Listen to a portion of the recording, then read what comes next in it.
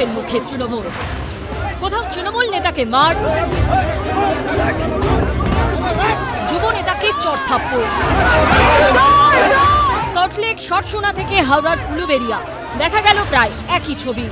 বেলেঘাটায় তৃণমূল নেতা ও প্রমোটার রাজু নস্করের ঘনিষ্ঠকে হাতের কাছে পেয়ে ক্ষোভে ফেটে পড়লেন স্থানীয় বাসিন্দারা।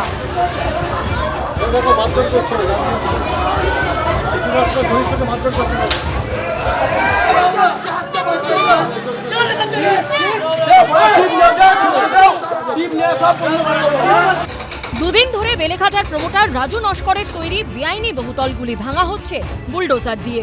আর যারা লক্ষ লক্ষ টাকা দিয়ে তৃণমূল নেতার বানানো ফ্ল্যাট কিনেছেন, মাথার উপরে ছাদ হারিয়ে তাদের এখন দিশাহারা অবস্থা।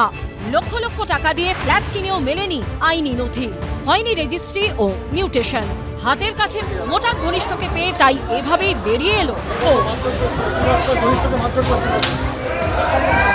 রাজু নস্করের অফিসের সামনে এই মুহূর্তে প্রচুর মানুষ যারা বিক্ষোভ দেখাচ্ছেন। আমরা যারা স্থানীয়দের সঙ্গে কথা বলছিলাম তারা অনেকেই বলছেন যে গতকাল তারা কিনা কলকাতা পুরসভার তরফ থেকে তারা যে বিল্ডিংয়ে থাকেন সেই বিল্ডিংয়ে নোটিশ পেয়েছেন এবং নোটিশ পাওয়ার পর সেই সমস্ত নোটিশ দেখে তারা কিছুটা হতাশ।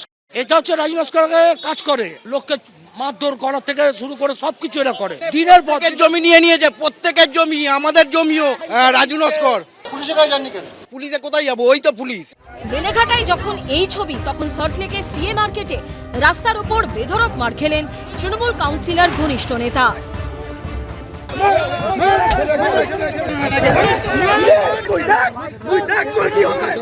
ব্যবসায়ীদের একাংশের অভিযোগ, দিনের পর দিন তোলাবাজির নামে লক্ষ লক্ষ টাকা হাতিয়েছেন চন্দন ভট্টাচার্য নামে ওই তৃণমূল নেতা। দক্ষিণ 24 পরগনার শর্টসোনায় জনরোষের মুখে পড়লেন স্থানীয় যুব তৃণমূল নেতা। উঠল চোর স্লোগান।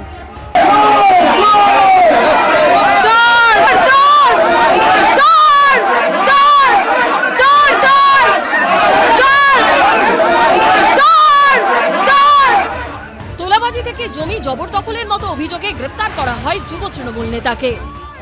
আসলে ওকে ওই ওখানকার আশেপাশের লোককে ডিস্টার্ব করতো, জমি দখল থেকে আরম্ভ করে তোলাবাজি থেকে আরম্ভ করে। যদি সে অবশ্যই যদি অন্যায় করে থাকে তাহলে আইনি তার পদক্ষেপ নেবে। যুব তৃণমূল নেতাকে গ্রেপ্তার করে নিয়ে যাওয়ার সময় তৈরি হয় তুলকালাম পরিস্থিতি। তাকে লক্ষ্য করে কিলচড় মারতে দেখা যায় উত্তেজিত জনতাকে। এদিকে হাওড়ার উলুবেড়িয়া পুরসভার 11 নম্বর ওয়ার্ডের তৃণমূল কাউন্সিলর অশিরঞ্জন অধিকারীর বিরুদ্ধে উঠল দুর্নীতির অভিযোগ। সাধারণ মানুষ, গরিব মানুষ, যাদের জন্য যেসব জিনিসপত্রগুলো আসে তারা ঠিকঠাক মতো তাদের কাছে পৌঁছায় না। যাদের প্রয়োজন তারা পায়নি। আমফানের সময় তারা তিরপল পায়নি, পার্টির লোক তিরপল পেয়েছে। কোথাও কোথাও রোষের আঁচ পেয়ে তোলাবাজির টাকা ফেরাতে শুরু করেছেন তৃণমূল নেতারা। বীরভূমের নানুর, পালুইয়ের পর এবার দক্ষিণ 24 পরগনার গোসাবা। সবার ক্ষেত্রেই অভিযোগ 2021-এর বিধানসভা ভোটের পর ধমকে চমকে টাকা আদায়ের। এবার পালা বদলের পর টাকা ফেরানোর পালা। দাদা যে টাকাটা দিতে আমার হাতে সেটা দাদাকে কত টাকা? 80,000 টাকা। হুগলির গোঘাটে আবার কাটমানি ফেরত চেয়ে দুই তৃণমূল নেতার বাড়িতে পড়ল পোস্টার।